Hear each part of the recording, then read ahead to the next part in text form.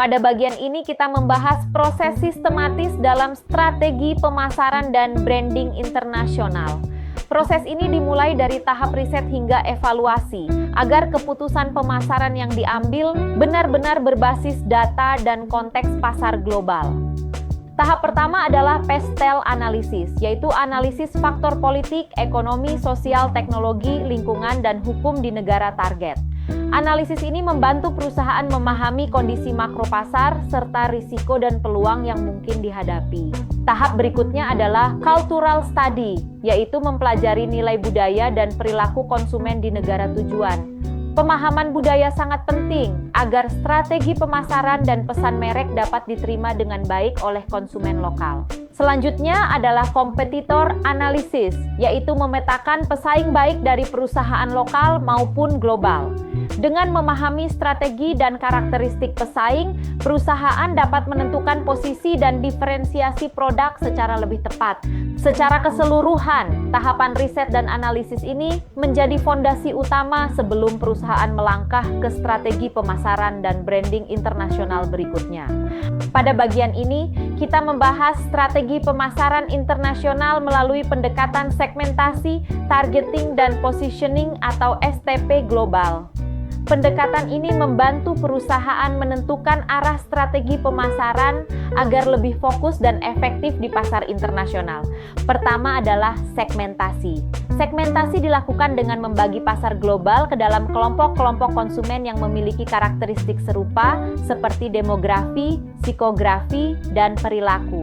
Dengan segmentasi yang tepat, perusahaan dapat memahami kebutuhan konsumen secara lebih spesifik dan fokus pada segmen yang paling relevan. Kedua adalah targeting. Setelah pasar dibagi ke dalam beberapa segmen, perusahaan perlu memilih segmen yang paling menarik dan potensial untuk dimasuki. Pemilihan target ini didasarkan pada analisis daya tarik pasar serta kesesuaian dengan sumber daya dan kemampuan perusahaan. Ketiga adalah positioning. Positioning bertujuan untuk menciptakan citra merek dan produk yang unik serta relevan di benak konsumen target. Melalui positioning yang kuat, perusahaan dapat membedakan produknya dari kompetitor dan membangun keunggulan bersaing di pasar internasional. Secara keseluruhan, strategi STP global ini menjadi dasar penting dalam merancang dan menjalankan strategi pemasaran internasional yang terarah dan berkelanjutan.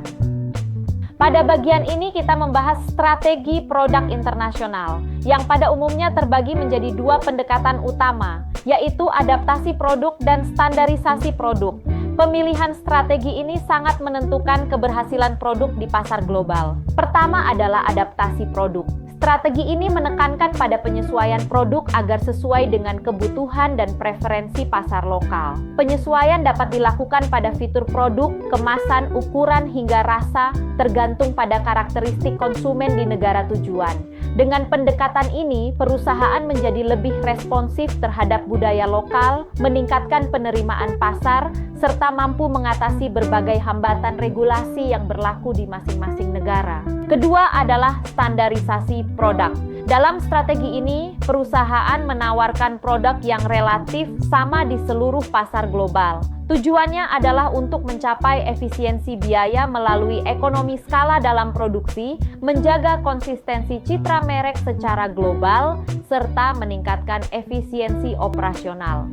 Dalam praktiknya, banyak perusahaan internasional mengombinasikan kedua pendekatan ini. Artinya, sebagian elemen produk distandarkan untuk efisiensi, sementara elemen lainnya diadaptasi agar tetap relevan dengan kebutuhan pasar lokal. Pada bagian ini, kita membahas strategi harga dan distribusi dalam pemasaran internasional.